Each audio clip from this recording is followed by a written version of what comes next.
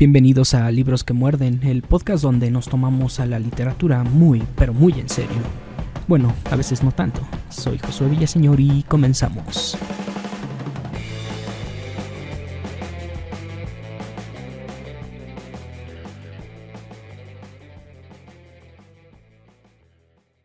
Un tópico cultural presente desde hace décadas, o mejor dicho, desde hace siglos en la sociedad, sin importar si hablamos de Oriente u Occidente, es el de que las mujeres siempre serán un misterio para el hombre. Se ha dicho que no es posible entenderlas, que poseen su propia lógica o que simplemente no poseen lógica alguna. Durante buena parte de mi adolescencia acepté sin reflexionar muchas de estas ideas, creyéndolas confirmadas cada vez que veía a alguna chica comportarse de una manera que consideraba extravagante, o cuando me veía siendo rechazado por alguna mujer y creía reconocerme en ese arquetipo del sujeto agradable y cariñoso que es un perfecto partido, pero que es votado sin consideración alguna por una mujer inconsciente, víctima de instintos oscuros e irracionales. Todas esas imágenes y estereotipos rondan el imaginario colectivo y sé que muchos hombres de todas las edades los han adoptado como elementos del filtro con el que perciben la realidad. En mi caso, por suerte, la educación y la experiencia me ayudaron a deshacerme poco a poco de esos nocivos estereotipos y de las ideas sexistas. Buena parte de este logro se debe a que desarrollé una facultad que en apariencia todos poseemos, pero que solemos ejercer a plenitud muy poco. Hablo de saber escuchar.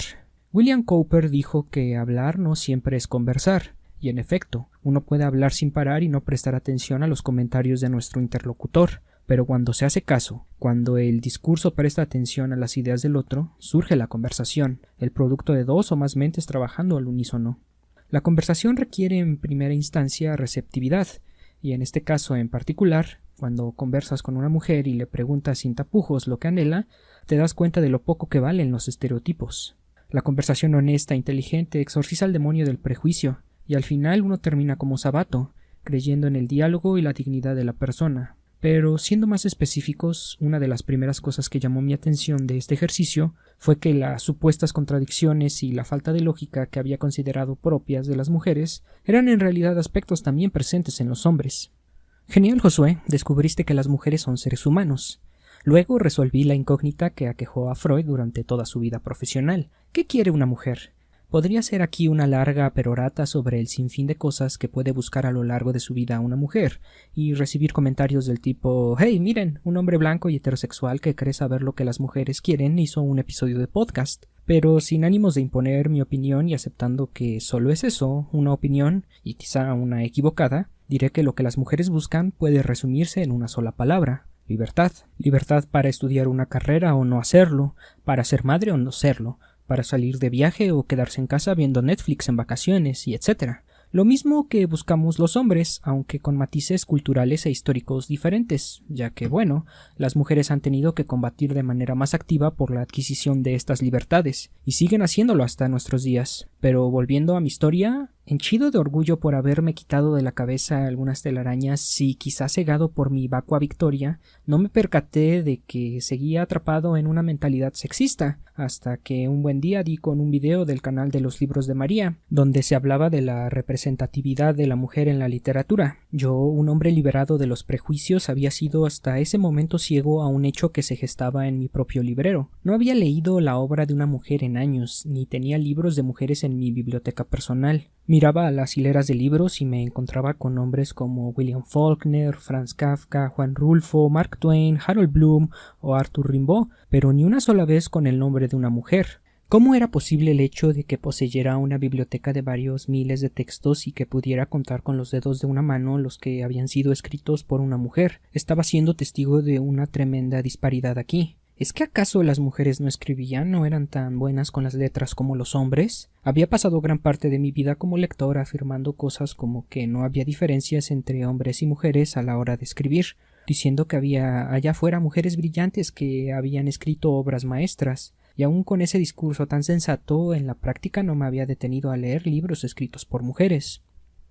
Entre la infinidad de problemas que aquejan a nuestra sociedad, uno de ellos es la división cultural que se ha generado entre hombres y mujeres. Pareciera que el lector promedio, sin importar su sexo, piensa que los escritores tienen la capacidad de ser universales, de abordar lo esencial de la existencia humana, pero las escritoras están condenadas al regionalismo, a colocar su obra en un sector de interés que solo puede interesar a otras mujeres. Existe una velada exclusión en la literatura, y otras tantas áreas hacia las mujeres, una exclusión que consiste en defender un discurso que considera que el talento es algo que escapa del sexo, pero que en los hechos no deja de inclinar la balanza hacia un lado, el de los hombres. Vaya, ya me puse en plan de crítico social y mi intención solo era invitarlos a darle su tiempo de lectura a la obra de mujeres. Pero a lo que iba es que esa idea de exclusión está ahí afuera, flotando hasta en los ambientes culturales y educativos más elevados, y cuando la descubrí oculta sutilmente en mis hábitos de lector, me horroricé cual si hubiera encontrado un bicho chupasangre en mi almohadón de plumas.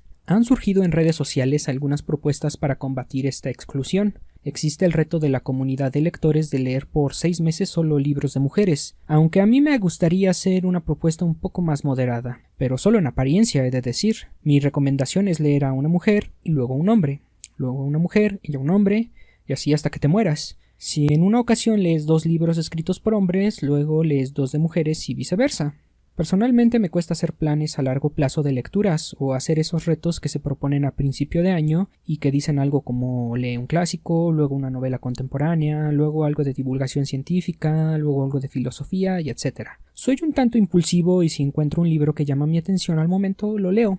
En otras ocasiones tomo un libro que lleva años en mi librero, por lo general, textos de los que ya sé algo y los dejé ahí esperando a que mis ánimos me indicaran que era el momento de darles una oportunidad. Pero aún teniendo este estilo de elegir lecturas, el plan de alternar entre escritor y escritora me ha dado buenos resultados en los últimos meses. Ahora quisiera hablarles un poco de la idea de que un buen libro es un buen libro sin importar el sexo de su autor. Eso es algo que creo con toda seguridad e intuyo que ustedes también, pero tengo que decir que en los libros escritos por mujeres he encontrado muchas cosas que no he podido encontrar en libros escritos por hombres. La familiaridad que las mujeres que se han puesto el objetivo de leer a otras mujeres han encontrado, por ejemplo, pero claro desde mi experiencia particular.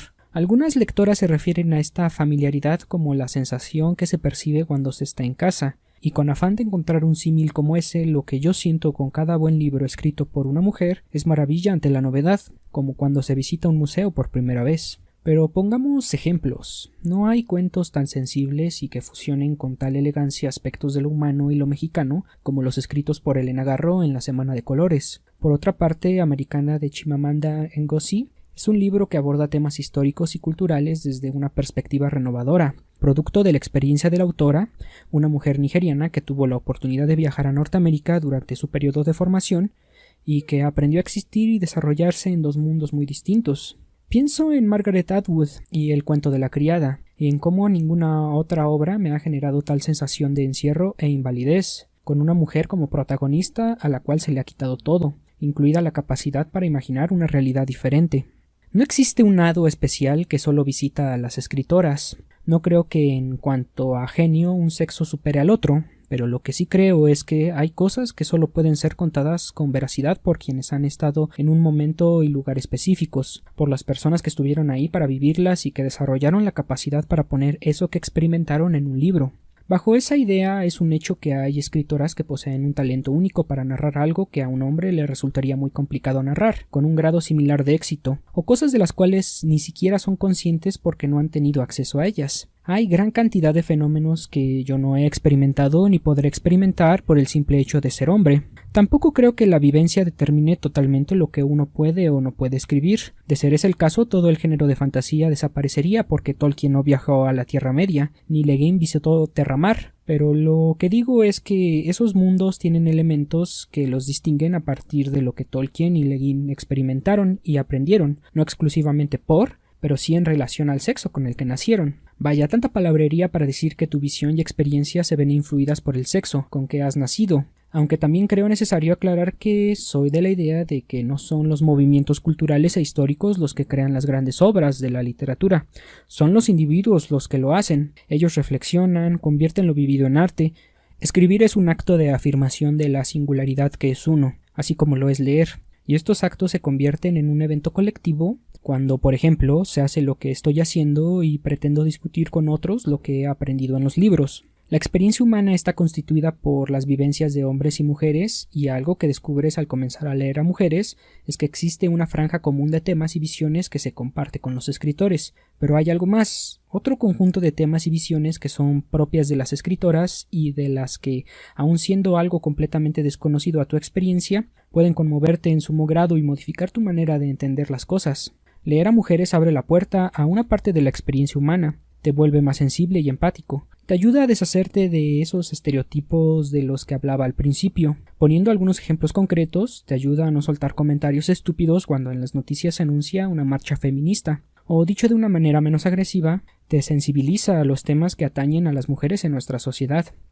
También hace que dejes de sentirte el protagonista de la historia universal, y entiendes que hay ciertas cosas de las cuales solo puedes ser testigo, y quizá participar, pero desde una trinchera secundaria. Leer a mujeres hace que dejes de creer que tu visión de la sociedad es la visión de la sociedad. Que las mujeres pueden escribir cosas muy diferentes a lo que escriben los hombres y de un valor similar o superior es un hecho conocido desde hace siglos. Geoffrey Chaucer, en los cuentos de Canterbury, un libro del canon occidental escrito a principios del siglo XV, pone en la voz de uno de los personajes femeninos más fuertes de la literatura universal, la comadre de Bath, la siguiente frase: Por Dios, si las mujeres hubiesen escrito tantas historias como estos estudiosos enclaustrados, habrían relatado más perversión de los hombres que buenos hechos realizados por los hijos de Adán. Chaucer presagia una nueva era a través de este personaje, una era de la que me siento feliz de poder ser testigo, la era de la conversación, del entendimiento mutuo, un momento histórico donde la búsqueda del humano en la filosofía, el arte y las ciencias es un trabajo en conjunto entre hombres y mujeres lúcidos. Gracias por escuchar este episodio de Libros que Muerden. Si te gustó, comparte y dale clic a la campanita para que no te pierdas de los nuevos episodios. Te espero en la sección de comentarios con tus ideas y tus recomendaciones literarias. Adiós.